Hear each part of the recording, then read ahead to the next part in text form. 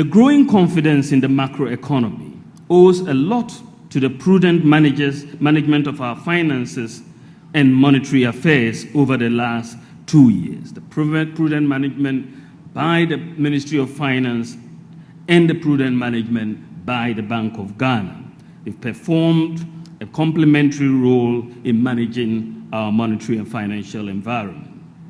The efficiency in expenditure management has come from prioritizing and reallocation of spending to areas most needed.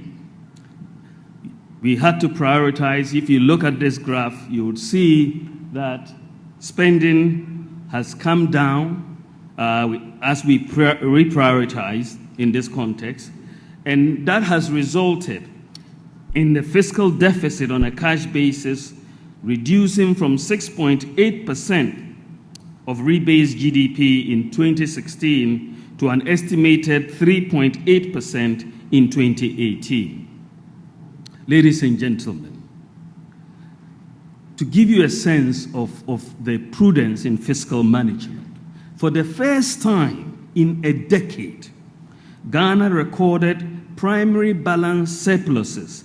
Primary balance is the tax revenue exceeding all government expenditure, excluding debt service payments, right? So that is your primary balance. But for the first time in a decade, the primary balance, we've attained primary balance surpluses for 2 years in a row. The primary balance was in surplus of 0.5% of GDP in 2017 and 1.4% in 2018, compared to a deficit of 1.1% of GDP in 2016.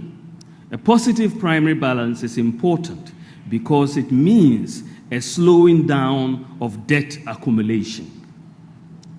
To underpin fiscal discipline going forward so that we don't get into this election cycle increases in fiscal expenditure that create these deep fiscal holes.